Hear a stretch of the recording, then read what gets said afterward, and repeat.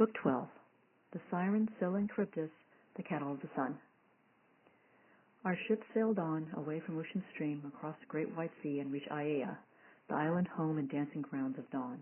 We sailed in, hauled our ship up on the beach, then walked along the shore beside the sea. There, waiting for bright dawn, we fell asleep. Circe was well aware of our return from Hades' home. Dressed in her finery, she quickly came to us. With her she brought servants carrying bread, plenty of meat, and bright red wine. Then the lovely goddess stood in our midst and spoke. You reckless men, you've gone to Hades' home while still alive to meet death twice, when other men die once. But come, eat this food and drink this wine. Take all day. As soon as dawn arrives, you'll sail. I'll show you your course and tell you each sign to look for so you'll not suffer, or, thanks to vicious plans of sea and land, endure great pain. Circe finished speaking, and our proud hearts agreed with what she'd said. So all that day until the sun went down, we sat there eating rich supplies of meat and drinking down sweet wine. The sun then set. The darkness came. So we lay down and slept beside stern cables of our ship. But Circe took me by the hand and led me off some distance from the crew. She made me sit while she lay there on the ground beside me. I told her every detail of our trip, describing all of it from start to finish. Then Queen Circe spoke to me and said, All these things have thus come to an end, but you must listen now to what I say. A god himself will be reminding you. First of all, you'll run into the Sirens. They seduce all men who come across them. Whoever unwittingly goes past them and hears the Sirens' call never gets back. His wife and infant children in his home will never stand beside him full of joy. No. Instead, the Sirens' clear-toned song will captivate his heart. They'll be sitting in a meadow surrounded by a pile of massive heap of rotting human bones encased in shriveled skin. Row on past them. Roll some sweet wax in your hand and stuff it in your companion's ears so none of them can listen. But if you're keen to hear them, make your crew tie you down in a swift ship. When your crew has rowed on past the Sirens, I cannot tell you which alternative to follow on your route, for you yourself will have to trust your heart. But I'll tell you the options. One has overhanging rocks on which dark-eyed Amphitrite's great waves smash with a roar. These cliffs the blessed gods have called the Planctae. No birds pass through there. No human ship has ever reached this place and got away. Instead, waves from the sea and deadly blasts of fire carry away the whirling mass of timbers from the boat and human bodies. Only one ocean ship, most famous of them all, has made it through, the Argo, sailing on her way from Aeetes, and waves would soon have smashed that vessel too against the massive rocks had not Hera sent her through. Or Jason was her friend. On the other route, there are two cliffs. One has a sharp peak jutting all the way up to wide heaven. Around that mountain a dark cloud sits, which never melts away. No human being could climb up that rock and stand on top. Halfway up the rock face, there's a shadowy cave. It faces west towards Erebus. You'll steer your ship at it. In there lives Scylla. She has a dreadful yelp. It's true her voice sounds like a newborn pup, but she's a vicious monster. Nobody would feel good seeing her, nor would a god who crossed her path. She has 12 feet, all deformed, 6 enormously long necks with a horrific head on each of them, and 3 rows of teeth packed close together full of murky death. Her lower body she keeps out of sight in her hollow cave, but sticks her heads outside the fearful hole and fishes there, scouring around the rock for dolphins, swordfish, or some bigger prey, whatever she can seize of all these beasts. Moaning, Amphitrite keeps nourishing in numbers past all counting. No sailors can yet boast and their ship sail past her without getting hurt. Each of Scylla's heads carries off a man's, snatching him away right off the dark proud ship. Then, Odysseus, you'll see the other cliff. It's not so high. There's a huge fig tree there with leaves in bloom. Just below that tree, divine Charybdis sucks black water down. She spews it out 3 times a day, and then 3 times a day she gulps it down. A terrifying sight. May you never meet her when she swallows. Nothing can save you from destruction then, not even Poseidon, shaker of the earth. Make sure your ship stays close to Scylla's rock. Row past there quickly. It's much better to mourn for 6 companions in your ship than to have them all wiped out together. Next we'll reach the island of Thrinacia, where Helios' many cattle graze, his rich flocks too, 7 herds of cattle, and just as many lovely flocks of sheep, with 50 in each group. They bear no young and never die. Their herders are divine. Now, if you leave these animals unharmed and focus on your journey home, I think you may get back to Ithaca, although you'll bear misfortunes. But if you harm them, then I foresee destruction for your ship and crew. Even if you yourself escape, you'll get back home in great distress and late, after all your comrades have been killed."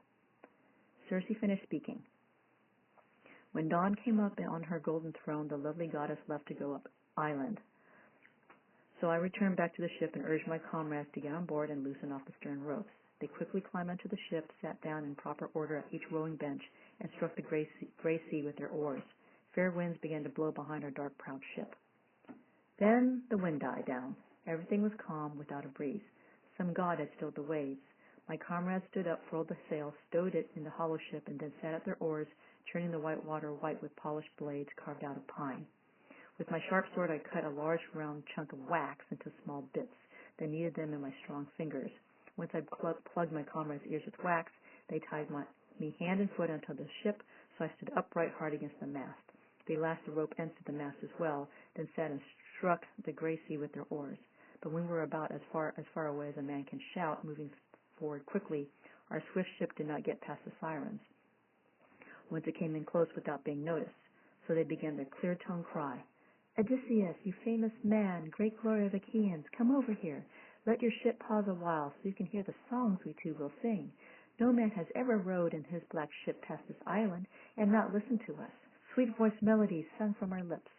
That brings him joy, and he departs from here a wiser man, for we too understand all the things that went on there in Troy, all Trojan and Achaean suffering. Thanks to what the gods then willed, for we know everything that happens on this fertile earth." They paused. The voice that reached me was so fine, my heart longed to listen. I told my crew to set me free, sent them clear signals with my eyebrows, but they fell to the oars and rowed ahead.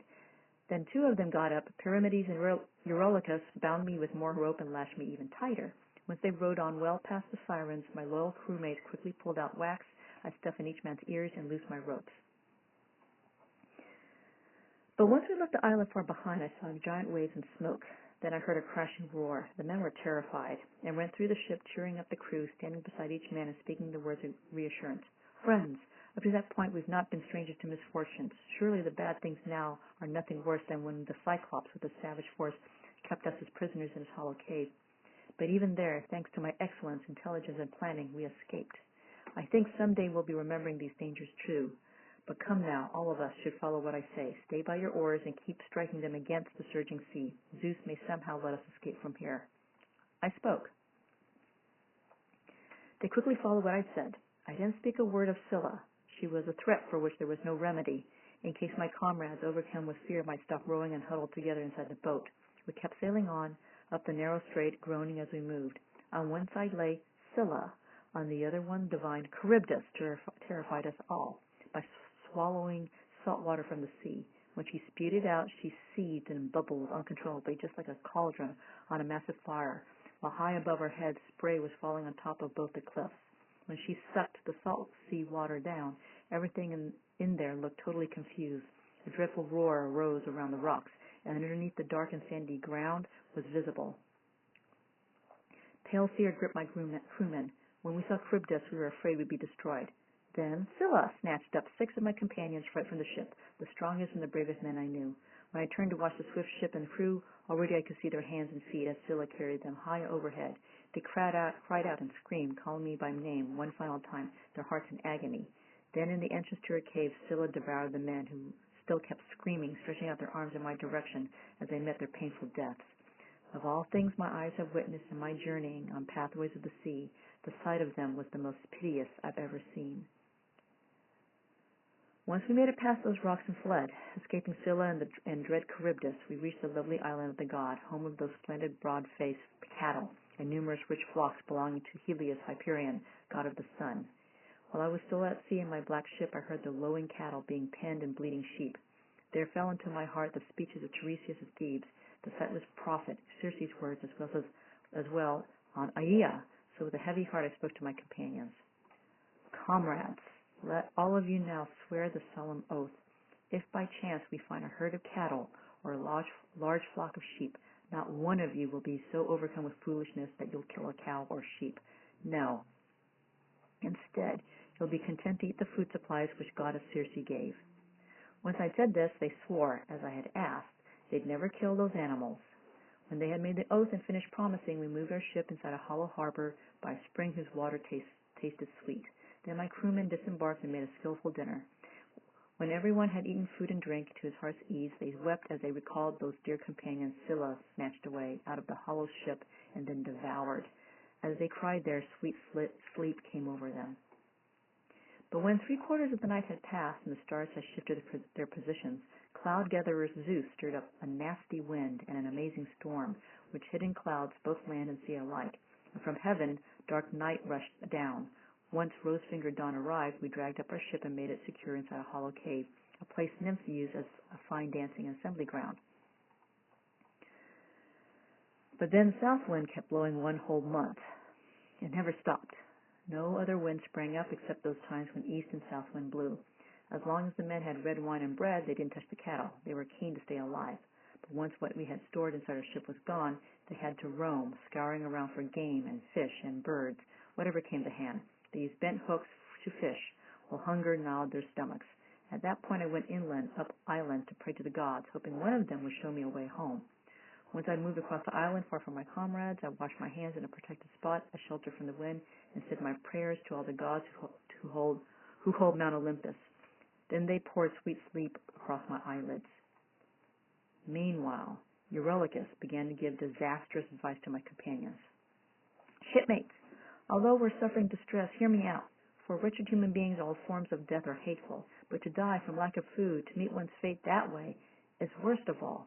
So come, let's drive away the best of Helios' cattle, and then we'll sacrifice to the immortal gods who hold wide heaven. And if we get home, make it to Ithaca, our native land, for Helios Hyperion will build a splendid temple, and inside will put many wealthy offerings. If he's enraged about his straight-horned cattle and desires to wreck our ship and other gods agree, I'd rather lose my life once and for all choking on a wave than starving to death on an abandoned island. Eurylochus spoke. My other comrades agreed with what he'd said. They quickly rounded up the finest beasts from Helios' herd, which was close by, sleek, broad-faced animals with curving horns grazing near the dark-prowed ship. My comrades stood around them praying to the gods. They broke off tender leaves from a high oak, for there was no white barley on the ship. After their prayers, they cut the creatures' throats, flayed them, and cut out portions of the thighs. These they covered in a double layer of fat and laid raw meat on top. They had no wine to pour down the flaming sacrifice, so they used some water for libations and roasted all the entrails on the fire. Once the thigh parts were completely roasted and they'd had a taste of inner organs, they sliced up the rest and skewered it on spits. That was the moment sweet sleep left my eyes. I went down to our swift ship by the shore. As I drew closer to our curving ship, the sweet smell of hot fat floated around me. I groaned and cried out to immortal gods, Father Zeus, and you other sacred gods who live forever, you forced it on me, that cruel sleep, to bring about my doom, for my companions who remain behind have planned something disastrous. A messenger quickly came to Helios Hyperion, long-robed Lampeti, bringing him the news. We had killed his cattle. Without delay he spoke to the immortals, full of rage. Father Zeus, and you other blessed gods who live forever, take your vengeance now on those companions of Odysseus, Laertes' son, who in their arrogance have killed my animals, the very ones I always look upon with such delight whenever I move up to starry heaven and then turn back from there toward earth. If they don't pay me proper retribution for those beasts, then I'll go down to Hades and shine among the dead.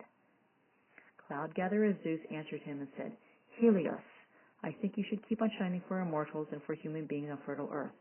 With a dazzling thunderbolt, I myself will quickly strike at that swift ship of theirs, and in the middle of the wine-dark sea, smash it to tiny pieces. I learned of this from fair Calypso, who said she herself had heard it from Hermes the messenger. I came down to the sea and reached the ship. Then I bitterly attacked my crewmen, each of them in turn, standing by the boat. But we couldn't find a single remedy. The cattle were already dead. The gods immediately sent my men bad omens. Hides crept along the ground, while on the spits the meat began to bellow, and a sound of cattle lowing filled the air. For 6 days those comrades I had trusted feasted there, eating the cattle they had rounded up, the finest beasts in Helios' herd. But when Zeus, son of Cronus, brought to us the 7th day, the stormy winds died down. We went aboard at once, put up the mast, hoisted the white sail, and then set off out in the wide sea. Once we left that island, no other land appeared, only sky and sea. The son of Cronus sent us a black cloud above our hollow ship, while underneath the sea grew dark. Our boat sailed on its course, but not for long. All at once, the west wind whipped up a frantic storm. The blasted wind snapped off both forestays on the mast, which then fell back, and all our rigging crashed down in the hold. In the stern part of the ship, the falling mast struck the helmsman on his head, caving in his skull, every bone at once. Then he fell, like a diver, off the ship. His proud spirit left his bones. Then Zeus roared out his thunder, and with a bolt of lightning struck our ship. The blow from Zeus's lightning made our boat shiver from stem to stern and filled it up with sulphurous smoke. My crew fell overboard and were carried in the waves like cormorants around our blackened ship, because the god had robbed them of their chance to get back home. But I kept pacing up and down the ship until the breaking seas had loosened off both sides of the keel. Waves were holding up the shattered ship, but then snapped off the mast right at the keel. But the ox-hide backstay had fallen over it, and so with that I lashed them together, mast and keel. I sat on these and then was carried off by those destructive winds. But when the storms from west wind ceased, south wind began to blow, and that distressed my spirit. I worried about floating back to grim Charybdis. All night I drifted. When the sun came up, I reached Scylla's cliff and dread Charybdis, sucking salt water from the sea. But I jumped up onto the high fig tree and held on there as if I were a bat. But there was nowhere I could plant my feet, nor could I climb the tree. Its roots were spread far down below me. Its branches stretched above me, out of reach, immense and long, overshadowing Charybdis. I hung there, staunch in my hope that when she spewed again, she'd throw up the keel and mast. And to my joy, they finally appeared. My hands and feet let go, and from up high I fell into the sea beyond those lengthy spars. I sat on them and used my hands to paddle my way through. I drifted for 9 days. On the 10th night, the gods conducted me to Odyssey, the island where fair-haired Calypso lives, fearful goddess with the power of song. She welcomed and took good care of me. But why should I tell you that story now? It was only yesterday in your home. I told it to you and your noble wife, and it's an irritating thing, I think, to retell a story once it's clearly told.